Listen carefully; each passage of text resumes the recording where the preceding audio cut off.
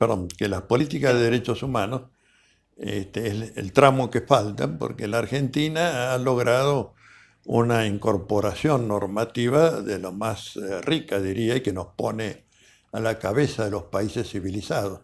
A veces con humor le digo a los estudiantes que si un ovni aterrizara en la plaza de los dos congresos y supongamos que tengan suerte y no lo bombardee Patricia Bullrich con sus ejércitos de tortugas ninjas y de Robocops, lleguen al Congreso de la Nación estos seres inteligentes, lean la Constitución, los tratados internacionales y digan, la Argentina a la cabeza. Y después salen y camino nomás a su nave, se encuentran con gente comiendo de la basura, durmiendo, familias enteras durmiendo en los portales, es decir, una miseria impensable en una ciudad como Buenos Aires. Entonces ahí está el tema. Es decir, no basta solamente con aprobar los textos, hay que convertirlos en un instrumento, en una palanca de cambio social. Si no, van a seguir siendo una especie de nube jurídica que no va a permear la realidad. Esta es la gran tarea. Y en lo que hace a la parte institucional, orgánica de la Constitución, obviamente que el Poder Judicial tiene que ser repensado totalmente. También habrá que ver si conviene mantener dos cámaras, la de senadores, la de diputados, o una asamblea legislativa para abreviar los términos de debate y de sanción de las leyes. Una consulta. Sí. Esta modificación que usted habla del Poder Judicial podría ser también para frenar este lawfare, ¿o no? Podría ser. Bueno, desde ya que yo pienso que con un sistema de elección de magistrados adecuado, jurados internacionales de prestigio, etcétera, la posibilidad del lawfare se vuelve remota. Yo querría recordarle a quienes tienen o han visto esto, que en un programa, cuando la Nata era un buen periodista y tenía de colaboradores Loto Biazda y a Tenenbaum, pasaron los currículum de los jueces federales que nombró el gobierno Menem, es decir, Carlos Corach. Eran hojas en blanco, no tenían un solo antecedente. Bonadío a la cabeza en blanco, ¿no? Bueno, y uno se pregunta cómo la Argentina no produce profesores académicos de prestigio internacional. No tenemos otra gente para llevar a la justicia. No, ¿qué pasa? Que estos lacayos sirven a estos fines de que no preguntan mucho, hacen lo que se les dice y no saben nada de derecho, con lo cual todo se les facilita.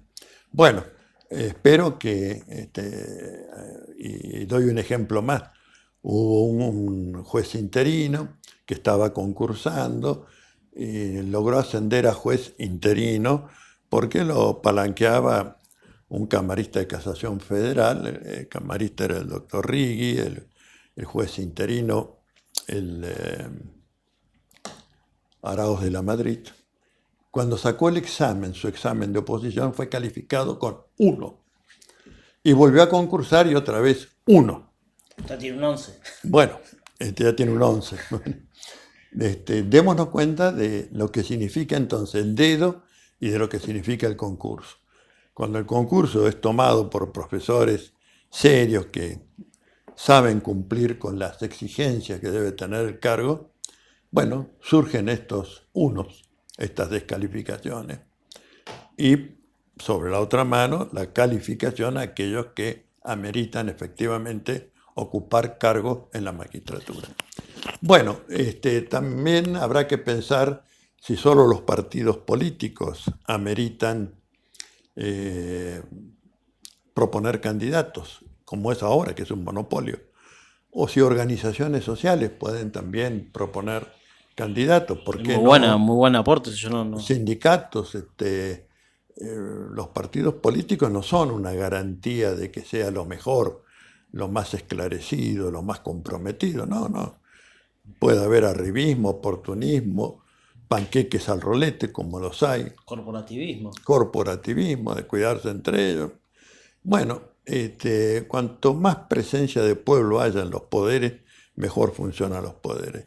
Y en el Consejo de la Magistratura, cosa que no es sostenida por muchos, personalmente entiendo que como es un órgano político que no dicta sentencias, debe tener representación popular, es decir, un estamento que sea popular y voto popular. No hay ninguna buena razón para que los abogados seamos los únicos que elijamos a los futuros jueces. Es bueno que haya de algún sindicato, entidad de derechos humanos, alguien que ponga mirada de pueblo en la elección, ¿no? Una consulta. Lo que tiene que ver con los medios de comunicación, ¿debería ser abordado también por la reforma constitucional? Por supuesto, por supuesto. La información pública es un servicio público, como lo es la provisión de electricidad, de gas, de agua potable. Es tan fundamental como eso y por lo tanto debe tener y que se cumplan las cláusulas que prohíben la acumulación monopólica, sea legal o natural, el precio justo, la distribución asegurada, el acceso para todos. Todo esto debería estar también en la información pública, ser principios comunes. En definitiva, la información es igual que ir a la panadería y comprar pan. Se la necesita, es indispensable, no hay ejercicio de derechos civiles y políticos, ni derechos económicos, sociales y culturales, si uno no sabe qué es la cosa pública. Y para saber qué es la cosa pública, la diversidad, la competencia deben estar garantizadas, ¿no? Hay que quebrar los monopolios que siempre son no del que sabe más y mejor, sino del que tiene más capacidad económica o más poder económico, para decirlo claramente, ¿no? Último tema, no lo molesto más. Queríamos saber, usted estuvo participando hace poco, y lo vinculo con esto que hablaba usted de la oligarquía financiera, en México, unas charlas, debates, unas jornadas relacionadas a la deuda externa, a los ilícitos financieros. Y a la fuga de capitales. Y a la fuga de capitales. Queríamos, bueno, que nos comente cuál es su opinión con respecto a las gestiones de estos últimos 4 años de Macri y cómo podríamos vincularlo con esta nueva. Bueno, creo que todo lo que ha hecho el gobierno Macri en materia de deuda externa y de fuga de capitales es atroz. Atroz y aberrante, diría, por utilizar los términos de los crímenes de lesa humanidad, ¿no? Estos son crímenes de lesa economía. Es decir, nos han dejado una deuda impagable, en condiciones impagables, han puesto en riesgo el conjunto de las riquezas y recursos naturales de nuestro país, y esto no es retórica, esto es porque la Argentina ha abandonado la inmunidad soberana sobre sus riquezas y recursos naturales. Que, vaya dato gracioso, de acuerdo a la Constitución, son de titularidad de las provincias, las riquezas y recursos existentes en su territorio, pero el gobierno las ha puesto en garantía del repago. Esto es como si uno tomara una hipoteca, un contrato de préstamo, y hipoteca no la casa propia, sino la del vecino. Bueno, es parte de la gestión Macri, Macri lo hizo.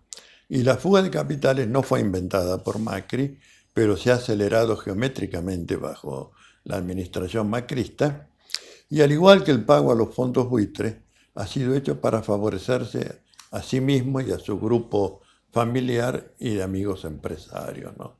La fuga de capitales ha favorecido a ese entorno y creo yo que, y esta ha sido la propuesta que llevé, hay que instar una convención internacional de prevención y sanción de la fuga de capitales, donde tengan condena penal no solamente los que fugan y los que lo asesoran, lo asisten y vehiculizan la fuga, sino los que la reciben, los gobiernos y los funcionarios y las entidades financieras que reciben estos capitales sin preguntar de dónde vienen ni en qué se los va a emplear, ¿no? No puede ser, por ejemplo, que estados como Delaware tengan más sociedades offshore que habitantes, ¿no? Y esto con poca diferencia en Nebraska y la Florida.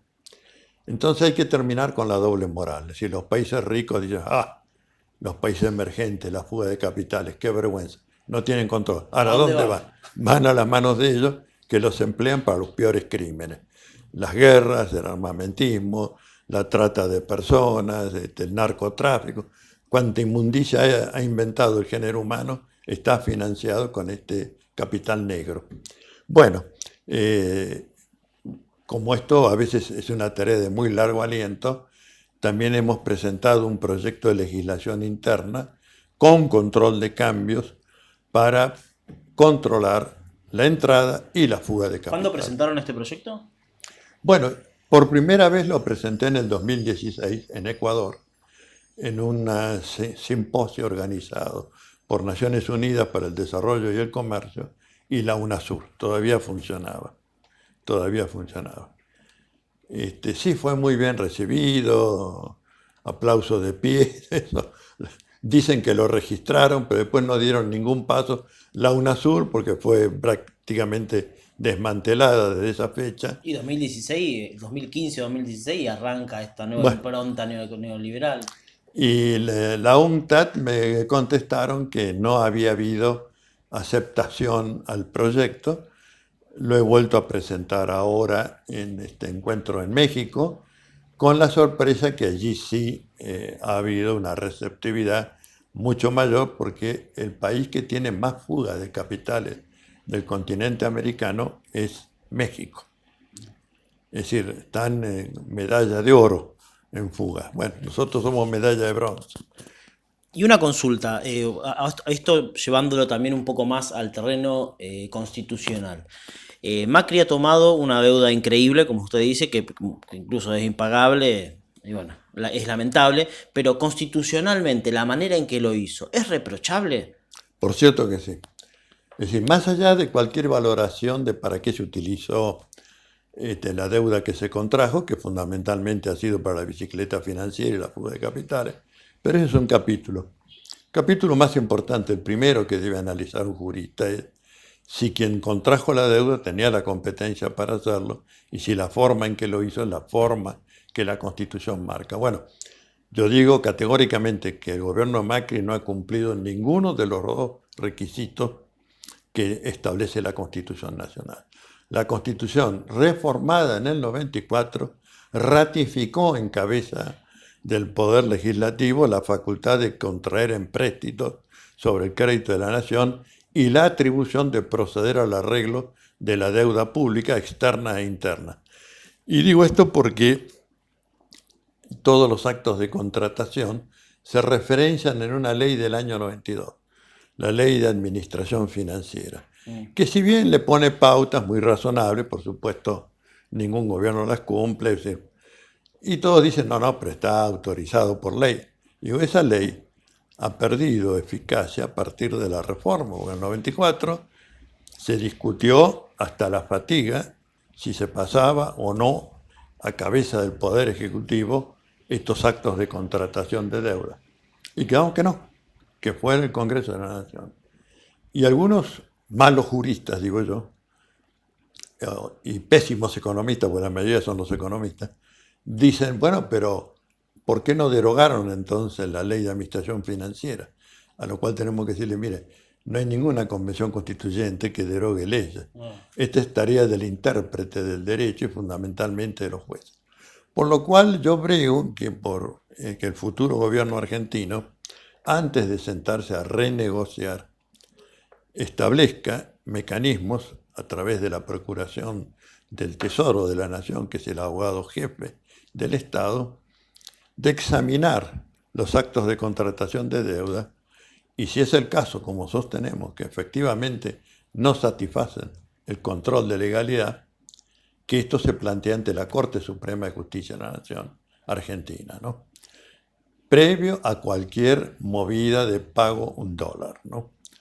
Porque hay que quitarles también la petulancia de sentirse acreedores, y si ellos no tuvieron la prudencia de contratar un estudio jurídico que supiera algo de constitucional y no estar simplemente en los meandros de las resoluciones del Ministerio de Hacienda, entonces hay que aplicarle un adagio, un principio jurídico que dice: no se escucha en el derecho al que alega su propia torpeza. Y más importante que este otro, también uniforme en todas las legislaciones, que entre los que son autores y partícipes de un acto nulo no hay reclamo entre sí. Muy, muy interesante. Bueno, muchísimas gracias por esta charla, la verdad ha sido extremadamente suculenta. Esperamos volver a verlo y esperamos de que la nación ¿Cómo no? argentina esté cada vez mejor. Bueno, hasta pronto.